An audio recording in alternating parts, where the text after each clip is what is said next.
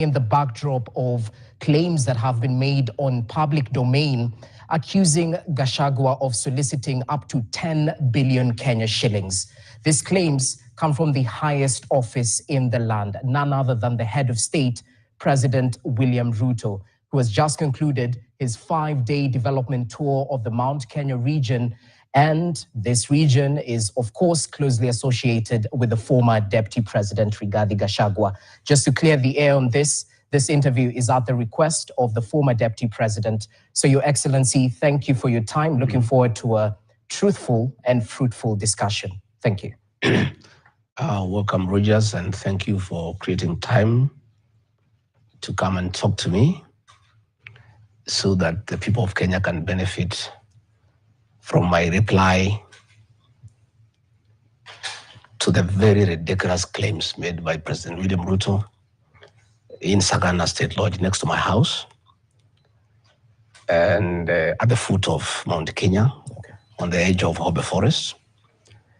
And I was under a lot of pressure from supporters and people who listened to him to respond immediately. And I just tweeted that pathological lying is a mental disorder. It's very sad that I have to spend time to respond to these very ridiculous accusations by the president. The president went to the mountain for a political tour. It's not a development tour the way you call it, because there's nothing he did. And if you go through wherever he went, he was just having rallies, relaunching projects that he had launched before, saying he's inspecting projects. He's not an engineer, he's not a quantity surveyor, he's not an architect, and making all manner of promises that he has made since he was elected as president. Let me spend a few minutes to respond to some of the things that he said in Sagana. Again, he had come to the mountain after almost 6 months of a lot of disquiet, and he needed to do some explanation. So he summoned all the vernacular stations to attempt to pacify the region that he had betrayed and to give a justification as to why he had betrayed the people of the mountain. Okay. These are people who had trusted him. These are people who supported him without an MOU. These are people who supported his presidency without a political party. These are people who believed in him, in all the things that he promised them. He betrayed them, he turned against them, he misused them. And he felt, of course, his advisors told him that he needed to set the tone and explain why he hounded me out of office, despite having promised the people of Kenya that he will never humiliate his deputy, he will never persecute his deputy. Okay. He even went beyond humiliation and persecution. He hounded me out of office. Okay. And he was asked a question as whether he is the one who impeached me. And he looked down because he couldn't look at the camera straight and say, no, I'm not the one. It is the MPs who did it. In fact, I tried to persuade them not to. They tried 2-3 times. And they said, if we don't impeach this man, we'll exchange his name with yours. It's all, of course, a lie. Everybody knows. His women rep in Uasin Gishu, both Sholei, publicly in his presence told him, Mr. President, what you say I do is what I do. You told me Gachagua aende nyumbani, nikahakisha ameenda. When he rose to speak, he didn't deny. He just looked down. Everybody knows it's the worst kept secret in this country that he's the one who crafted the impeachment and bribed members of parliament at 500,000 each and senators at 10 million, bribed the mover of the motion. The West MP has been everywhere complaining he was shortchanged. He had been promised to be the chairman of the Budget and Appropriation Committee after successfully tabling the motion. And again, the president was saying that the MPs overruled him. It is common knowledge that those Mount Kenya MPs cannot overrule the president. They do whatever he wants. You remember when he told them to pass the finance bill. They went and passed the finance bill despite the fact that there was public outcry. And the members of public had serious problems with them. The day he changed his mind because of the Gen Z protests and said, we are doing away with the finance bill, they were clapping for him. They never argue with him. You remember, again, the Adani saga. They were defending the Adani saga, and the MPs were supporting him that Adani is a good thing. Okay. The day he changed his mind and said, we are stopping Adani, the same MPs were clapping for him. So it is very hypocritical and dishonest for President William Ruto to claim that MPs disobeyed him. That's having dealt with that, he said that he had me hounded out of office because I asked him for 10 billion. Before you even get to the 10 billion, because you've raised issues about members of parliament, who the president was on record mentioning that you actually bullied these members of parliament, that you told them if they do not kneel and submit, they will be shown the door and go home. That is also another lie. I'm not on record anyway. I'd like you to produce a clip where I told members of parliament to kneel before me. They cannot kneel before me. I'm not God. What I told the members of parliament, and it's true today as it was then, to listen to the ground and stop following President William Ruto blindly against the wishes of the people. Then why were you picking small fights? Let me explain to you. They are not small fights. It's the president who is calling them small fights. Advising members of parliament to listen to the ground is not a small fight. It's a very honorable duty for a leader of my caliber. I listened to the people. The people did not want the finance bill 2024. And I told the members of parliament, people do not want the finance bill. Don't follow the president blindly. He will leave you gomata. And if you people don't adjust by this December and start listening to the people of the Mount Kenya region make decisions the second year of election. And I was telling them from my experience, by the end of this year in December, if you guys have not aligned yourself with the people and listened to the people are crying about overtaxation. The people are saying they don't want the affordable housing. The people are saying they don't want you to tax avocado. The people are saying that there's too much government into people's lives. And you people are following William Ruto blindly. I'm advising you people as your leader. From what the Wananchi are telling me, if you don't adjust and listen to the people, you will find yourself in trouble come 2027. But it just wasn't MPs. According to the president, his PA Faruqi Bet received... I'll explain. I'll explain. Let me first deal with the 10 billion. President William Ruto is a master of deceit. And he's very good at driving narratives to suit what he wants. Between the year 2018 and 2022, he drove a narrative in the Mount Kenya region that Uhuru Kenyatta is incompetent, he's a drunkard, and he has ruined the economy and the country. It's collective responsibility. You were right next to him. I'm just saying, Narrative among the people he persuaded many people, I included, because he's very persuasive when he gets on a narrative. And he drove a narrative against Uhuru Kenyatta and recruited all of us, I included.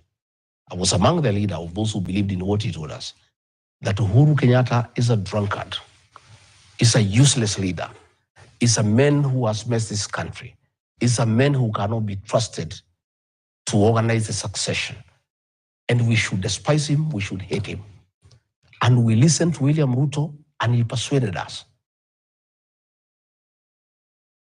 5 years down the line, Uhuru Kenyatta is gone. William Ruto, the one who said Uhuru is incompetent, has come on stage. The education system that was working when Uhuru Kenyatta was there is finished. Children at home. The health system has crumbled. People are overtaxed. Nothing is working in the country. Yet, at that time, he had persuaded us that Uhuru Kenyatta is an incompetent man. Is a drunkard. Is a leader not worth talking about. He came and persuaded us that our enemy as a region is Raila Odinga, who is a witch doctor.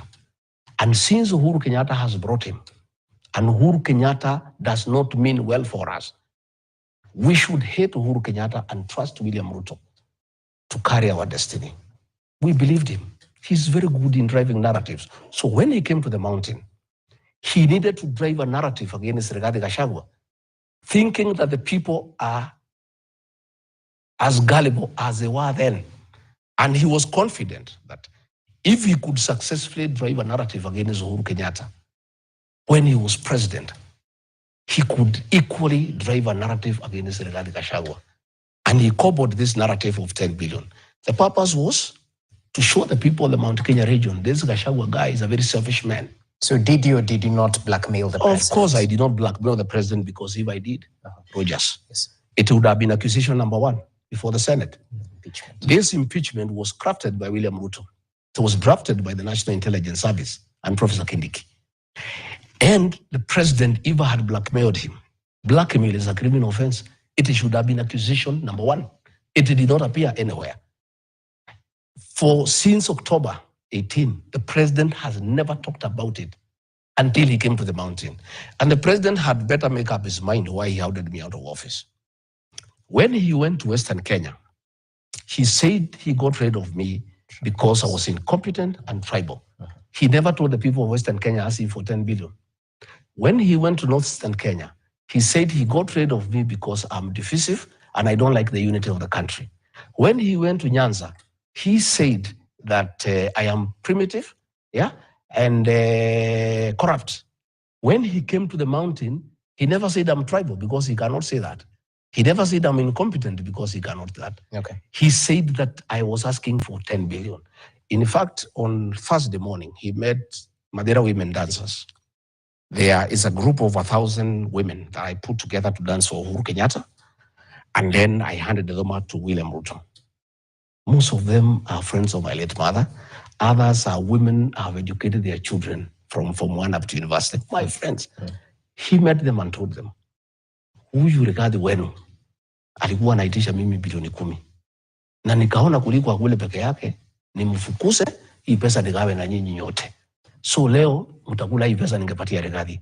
Those women, he gave them each 8,000 shillings. That is 8 million shillings. And he gave another 2 million shillings towards the funeral of their cheerleader who has died. And the women called me and said, this man is a liar, because we know you. During the 2022 elections, Roger, William Ruto picked me as running mate because of my mobilization skills and my capacity to mobilize resources. Everybody knows I'm not a poor man. I was in a lot of trouble with the 4th administration because of funding William Ruto. The 4th administration froze my accounts so that I stopped funding William Ruto. The 4th administration blocked all my businesses so that I stopped giving money to William Ruto. I put serious money into his campaign. I am not the kind of man to go asking William Ruto to give me any money. In any case, let me ask you a question. William Ruto should make up his mind how much money I'm supposed to have asked. His chief propagandist, that is Itumbi, wrote, and it's there, I have a copy, I will give it to you. I remember, yes. That I'm asking for 6.5 billion. Okay? Sure. His Mr. Fix-It, Kimani Ichongwa, went to Europe in an interview and said, I'm asking for 8 billion. William Ruto says, I'm asking for 10 billion. Between his Mr. Fix-It and his chief propagandist and William Ruto, can't they sit down and agree the figure that Rigathi Gachagua is supposed to have asked for? So I want to explain to you that there is nothing like that. It was just a narrative he wanted to bring to the mountain because he needed to explain to them. Because he committed himself that he would never humiliate his deputy. He went beyond got rid of me. He needed something to tell the people of the mountain. But of course, everybody knows it's a lie. Because if that was true, it should have come in the impeachment. Again, let me tell you, Rogers. But I have to ask you, because you're equally on record in public mentioning that President William Ruto offered you 2 billion Kenya shillings to resign ahead of the impeachment in October. Yes. So isn't that a counter narrative? No. I talked before. He talked the other day. Okay. I have not talked after he has talked. So your claims are true? I said he talked to me He sent a very senior officer in government. One, he called me myself when we disagreed and said, I cannot work with you. I would like you to resign. And if you don't, I'll impeach you. And later on in the interview, I'll tell you why we disagreed. And he said, instead of you going home empty-handed, and since you assisted me, I would like you to go with your retirement package and I can get you some money to get you started off, like 1.5, 2 billion. I told him to go to hell. I'm not interested. I'm priceless. And that kind of money, you know I have. You know how much I funded your campaign. I am not a man to be given 2 billion shillings. You know what the kind of money I am into. And therefore, I said, fine. He sent a very senior officer to come and see me. On Thursday, when the National Assembly resolved that I should be impeached by going to the Senate, that Friday morning, he sent a very senior officer to come and see me. And he gave me his terms. And against my ethics, because I don't record people, I recorded that conversation, giving me that offer from the president. I have that record. Okay? So the senior official was speaking for the president? Yeah, he sent me. The following day. But you know the burden of proof lies with the accuser. We need to see this. No problem. Okay. No problem. The following day, he told the officer I should go and have a discussion with him. And I refused to go to State House. He suggested I go to his hotel, the Western Hotel. I refused. And we met somewhere along State House Road in one of the safe houses run by the National Intelligence Service.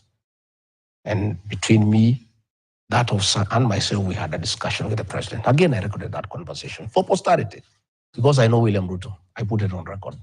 Again, he gave me that offer. I told him I'll think about it. I didn't want to have a fight with him because it was not necessary.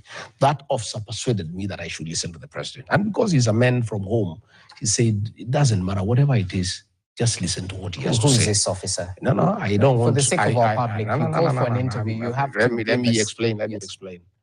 So I said no, I declined. The day I went to the Senate, the first day, that officer again was dispatched by the president. And I refused to see him, but after consultation with my counsels, I agreed to see him. Again, he brought me another offer. I recorded it. I am